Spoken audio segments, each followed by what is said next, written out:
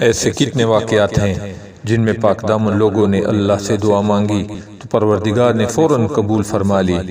چنانچہ شیخ عبدالحق محدث دہلوی رحمۃ اللہ علیہ نے لکھا ہے کہ ایک مرتبہ دہلی شہر میں بارش نہیں ہوئی اور قحط پڑ گیا۔ علماء نے کہا کہ بارش نہیں ہو رہی، لہذا سب شہر کے مرد و عورتیں میدان میں آ کر نماز پڑھیں۔ چنانچہ بچے بھی عورتوں کے ساتھ تھے۔ سخت گرمی تھی، اوپر سے دھوپ اور بچے پیاس اور بھوک کی شدت سے بلک بلک کر رو رہے تھے۔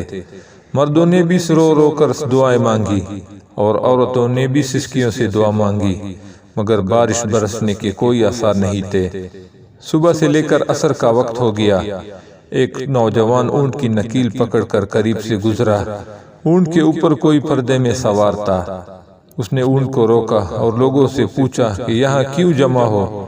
بتایا گیا کہ صبح سے لے کر اب تک بارش کے لیے فریاد کر رہے ہیں، مگر کوئی صورت نظر نہیں آ رہی۔ نوجوان نے کہا اچھا میں دعا کرتا ہوں۔ چنانچہ وہ اپنی سواری کے قریب گیا اور دعا کی۔ اسی وقت آسمان پر بادل آئے اور بارش ہونی شروع ہو گئی۔ شیخ عبدالحق محدث دہلوی رحمۃ اللہ علیہ فرماتے ہیں کہ علماء اس نوجوان کی طرف بھاگے اور پوچھا کہ تم نے کیسی دعا مانگی کہ ہزاروں انسانوں کی دعا پر اللہ نے تیری دعا کو ترجیح دے دی؟ اس نے کہا کہ اونٹ کے اوپر میری والدہ سوار ہیں جنہوں نے پاک دامنی اور پاک بازی کی زندگی گزاری ہے۔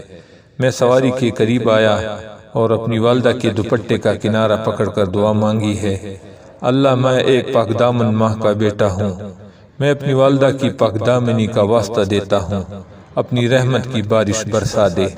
اللہ تعالیٰ نے رحمت کی بارش برسا دی تو اللہ رب العزت پاک دامنی کی زندگی کو اتنا پسند فرماتے ہیں۔ سبحان اللہ۔